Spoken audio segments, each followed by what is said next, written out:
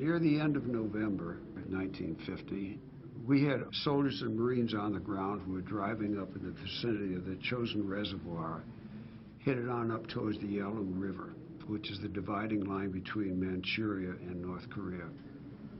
Chinese were pouring across the Yalu River in great numbers and were attacking our troops and surrounding them, and they needed help desperately. On December 4th, 1950, as Chinese forces stormed American troop positions along North Korea's Yalu River, 26-year-old Thomas Hudner was one of a flight of 6 fighters taking part in an armed reconnaissance mission in support of the embattled Marines on the ground. Flying alongside Hudner was 24-year-old Jesse Leroy Brown, a squadron veteran and the Navy's first African-American aviator. The routine mission would soon become anything but, and the two friends would find themselves struggling to survive on an icy mountainside deep within enemy territory. We were flying above the mountains. The map showed the terrain in this area would be as high as 6,000 feet. The flight was going on with nothing unusual when Jesse called out that he was losing power, couldn't maintain altitude, and he thought he was going to have to crash land his airplane. When the plane hit the ground, it was bent at the cockpit at about a 30-degree angle, and the engine was torn off the airplane. Then we saw that the canopy of the aircraft had opened. Jesse had opened the canopy of the airplane and waved to us to let us know that he had survived, but he didn't get out of the airplane. And then we saw that smoke was coming out from under the cowling of the airplane, indicating there was some sort of fire. Dick Savoli came back on our frequency and said that a helicopter was on the way up, but it might be half an hour before it could get up there. And when I realized that Jesse's airplane may burst into flame before it could get there, I made a decision to make a wheels-up landing, crash close enough to his airplane, and pull him out of the cockpit and wait for the helicopter to come. The snow was about 1.5 feet deep, and when I got over to Jesse's airplane, I could see that he was, the reason he hadn't gotten out of the aircraft was because as the fuselage had buckled, it had pinned his knee in the plane. And on the Corsair, there isn't a horizontal surface in the whole airplane. The wings come down from the fuselage and then go up about 6 feet out from the fuselage. So getting up to look into the cockpit was difficult. I had to hold on with one hand just to hold on to the cockpit. I scooped up a handful of snow and threw it up under the cowling, trying to,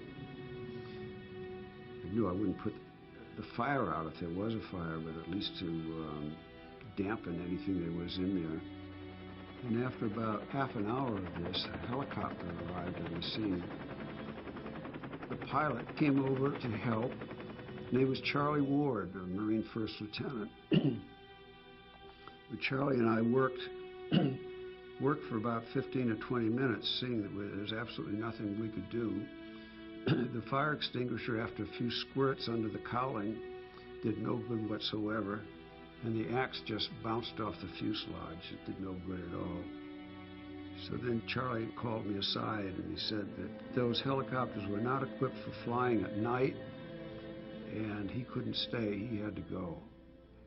And he gave me the choice of staying with Jesse or going with him. It would have been suicide to have stayed. Jesse had been wavering in and out of consciousness. I wasn't sure when he was conscious and when he wasn't.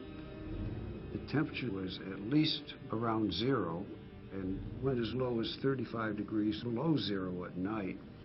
And I made the decision to go with Charlie. I told Jesse we were going back to get equipment. We couldn't get him out of the airplane as it was. And I don't know if he heard me. I don't know if he was alive at the time. With day plunging rapidly into night, Hudner and Ward reluctantly made their way through the mountains back to the ship. By morning, there was very little hope that Jesse Brown could have survived the night. When I got back out to the ship, the captain called me to the bridge right away, and he had the helicopter ready, the ship's flight surgeon, and he had a number of aircraft. He was going to take that carrier in as close to offshore as he possibly could, send the flight surgeon and the helicopter to the site of the wreckage, cut Jesse's body out of the airplane, and bring him back to the ship. And I told him it was a very humane but only a symbolic gesture because it was much, much too dangerous to do so. So there's a flight of Corsairs went in with napalm with the other aircraft flying escort and support for them. And they found our two airplanes and dropped napalm. They destroyed his airplane and my airplane. So Jesse died a warrior's death in a funeral pyre. I think that in retrospect, it was almost a natural thing for guys in combat to do for shipmates and comrades.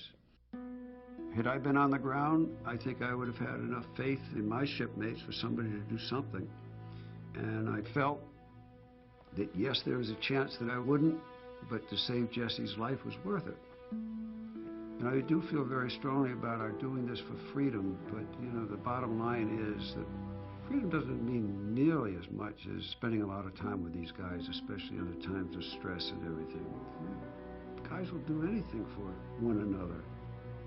Looking back, ever since I got the medal and seeing some of those people who are no longer with us, what they did, maybe there are 10 times as many people who should have gotten the medal.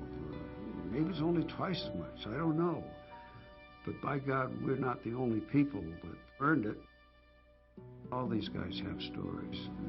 The music may be different, but it's all the same story.